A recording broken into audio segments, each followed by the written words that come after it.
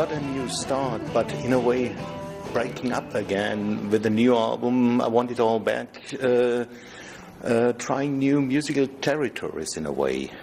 Not new to me, but yeah, it's trying some different things that haven't been recorded by me in my musical career at this point, in my solo career. I'm really excited about it. I like trying to verify, do different kind of things, you know? Explore all the different musics that have gone through my life, you know. I'm very much a part of the blues, but, you know, there's a lot of other things I listened to growing up that I would want to play. Mainly soul music. To me, it seems that it's coming through a little bit more than it was before on the albums before. Yeah, probably so on this album, but you know, it's not something that wasn't there before. Soul music, I grew up, you know, born in the 50s, you know, gone through the 50s and 60s in my teenage years and in the 60s. There was a lot of soul music to listen to, so there's a lot of influences as well as blues, you know. Can you still love me, baby? Oh, just as I am. Just as I am. Just as I am. Just as I am. Just as I am. Sing it, girl. You started out as a kind of sideman in the beginning. You started out as a drummer. What a lot of, especially the young people, don't know, drumming for Albert Collins back then. How did that happen? By chance. Just met him through some friends, and he got desperate for a drummer and gave me a phone call, and that was it. I was just picked me up in a couple hours. We were headed out to the northwest of, you know, up in Oregon. That was our first gig. No rehearsals, nothing, just go. And after this time, I mean, you kind of withdrew from the music business in a way and did other jobs, working in a bar and as a bartender for, I forgot his name. Kim Gardner, right. Kim Gardner, yeah, sure did. Yeah, I virtually got out of the music business. At the time when being a self-taught musician, I wasn't really going to, you know, really do anything radical to change my playing abilities, you know. I pretty much was well steeped in the blues at that time, and the R&B I knew were guys like Al Jackson, you know. That's the kind of stuff Buddy Miles, things like that I liked, all the Motown sounds and stuff.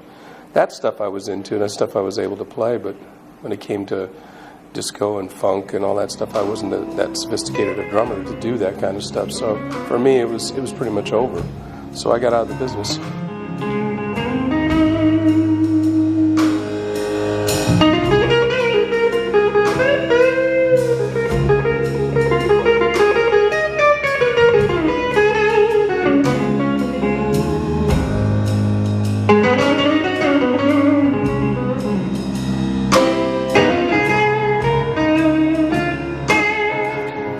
Switch to the guitar?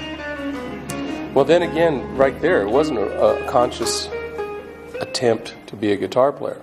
There never was. It was just, I always played guitar as a secondary instrument. You know, I always tried to learn how to play it.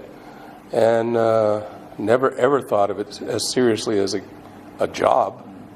I never ever thought that way. I just thought it was something fun I wanted to do, like somebody flying model airplanes or something, you know. I didn't know. So when I got out of the business, I had enough money in my pocket to buy a guitar and an amplifier for the first time. And I just went around to jam sessions and just played if I wanted to. Enjoyed the freedom of not playing if I didn't want to play. And then suddenly a British man living in the US showed up and, quote-unquote, discovered you at one of those jam sessions. Yeah, John Mayall just... Another chance meeting, you know, another chance situation where he actually heard me play. And yeah, I think when Mick Taylor left the band, from what he told me, Mick Taylor left the band and I was the first number he called. asking me if I wanted to be a part of the Blues Breakers. And at that time, I didn't know. At that time, I really had to think about it. But, you know, somebody like, it would take a John Mayall to call me to ask me to get back in the music business, and I've been there ever since. So, you've been playing together with Walter Trout back then at the Blues Breakers. How was it? Two strong guitars, two strong personalities in a way. It was great, but it was also really hard because we both had strong personalities, and we both are, you know, very much trying to get somewhere in this, you know, and the way it was presented to us ended up being a little bit to a boxing match, you know, and that's the only regrets I have of any of that. I enjoy Walter. I enjoy his playing. He's a wonderful, wonderful guitar player and a great guy. And I think we got to know each other better after we stopped playing, you know, but I love him to death. I think he's fantastic.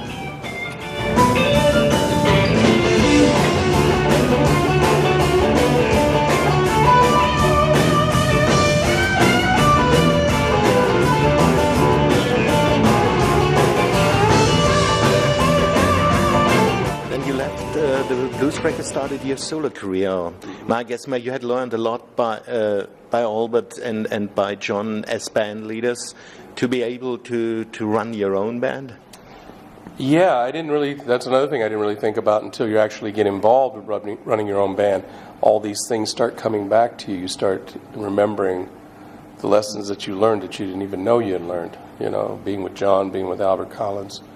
You know, those are the guys that really kind of, you know, set me on the right path. And all during life, even after Albert was gone, all his words would come back and guide me, you know, which is a blessing, a wonderful blessing to have that in my life. Now you're with Roof Records, a German record label. Mm-hmm. Does it mean that you're concentrating a little bit more on Europe in the future?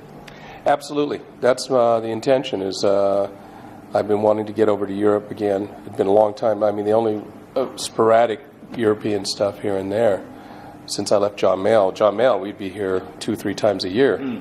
So it was an attempt, definitely, to definitely get something going over here where I can come and tour and you know, get to the audiences again. I keep getting emails and stuff from people wanting me to come over and play. So it was very encouraging. So that's my intent. And you know, meeting Thomas Roof, who actually came through Walter Trout, you know, another great thing Walter's done for me.